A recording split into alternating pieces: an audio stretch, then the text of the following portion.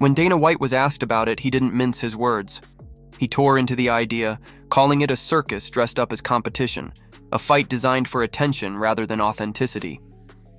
To him, the size difference alone made it absurd. Jake Paul, with his 195-pound frame, would be stepping into the ring against a man who spent his career fighting 30 to 60 pounds lighter. White's tone was less amused and more exasperated. He accused Paul of gaming the system, saying that instead of challenging himself against fighters his own size, Jake keeps picking smaller opponents so the odds tilt quietly in his favor. The rules of the fight only made things stranger. At first, fans thought the bout would happen at 190 pounds, already heavy for Gervonta, but that quickly changed.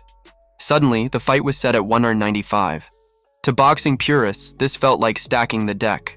Then came the gloves. Tank Davis, who's always fought in tight 8-ounce gloves, would now be wearing bulky 12s. To casual fans, that might not sound like a big deal.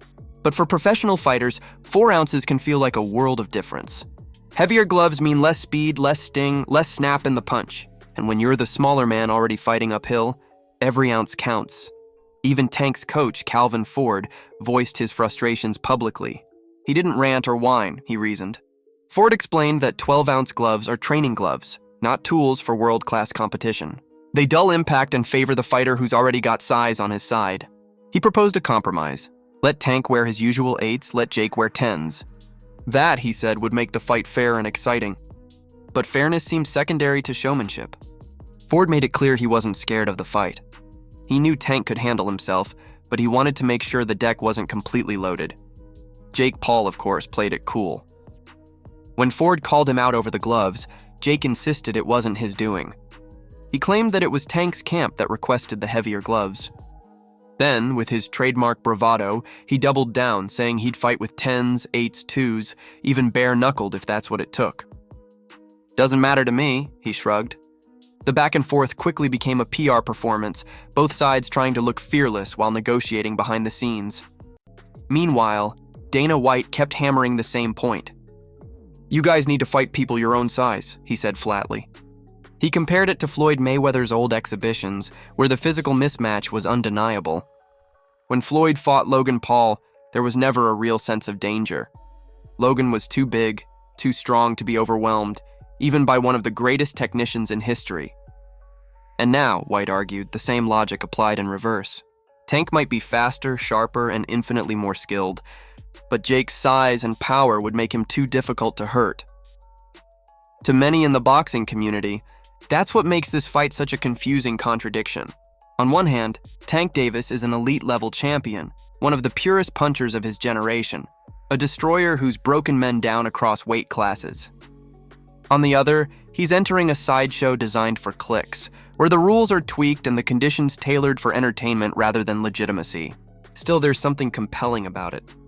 It's like watching two worlds collide, the social media fighter and the real fighter, each with their own kind of dominance. Reports from Tank's training camp have added more intrigue. Word is that Davis has been bulking up, walking around at nearly 160 pounds, closer than ever to Jake's catch weight. Observers note that he looks thicker, stronger, like a coiled spring ready to snap. His punches thud differently now, his frame more compact but undeniably powerful. If his body holds that extra muscle well, it could change everything. It might even give him a shot at shaking Jake's confidence early. But even with the added weight, the gap remains enormous. Jake Paul's natural size advantage, his reach, his frame, his durability, looms large. Boxing experts like Teddy Atlas have tried to cut through the noise. To him, Gervonta Davis remains one of the sport's most complete fighters. Patient, intelligent, deadly. Atlas admires his precision, his timing, the way he lures opponents into traps and detonates with surgical counterpunches. He argues that Tank isn't just a slugger, but a tactician. And if anyone can make up for physical disadvantage with pure skill, it's him. Still, even Atlas admits the challenge is enormous. You can't teach size, he says. And when the gloves get heavier and the ring gets smaller, that gap becomes very real. Luke Thomas and Carl Froch took things further, calling the matchup borderline irresponsible. Froch even mocked the announcement, saying it looked more like a circus act than a boxing event.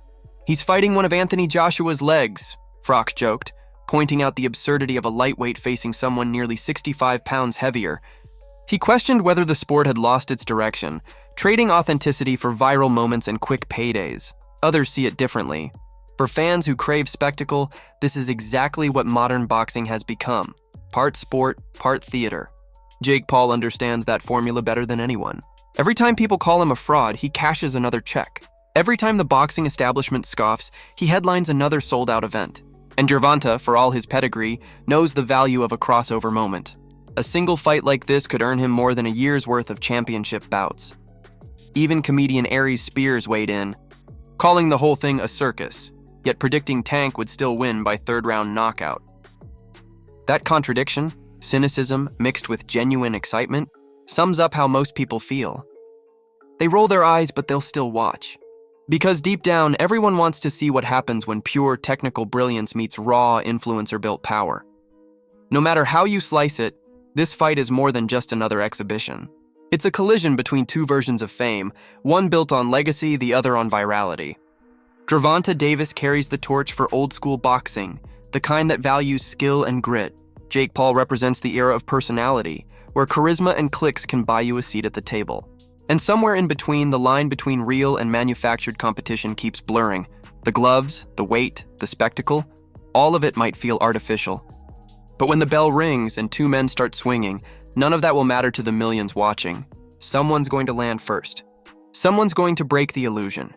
Whether that moment belongs to the YouTuber turned boxer or the pound-for-pound champion will define more than a single fight. It'll show what boxing has truly become in this new age of celebrity combat. So, what do you think? Is this fight a legitimate contest or just another sideshow in boxing's growing list of spectacles? Can Tank's precision overcome Jake's power, or will the weight of the spectacle prove too much to bear? Drop your thoughts below. And if you love diving into stories where sports and drama collide, don't forget to like, subscribe, and join the conversation. Because this is just the beginning. And if you want to make money, let's figure something else out.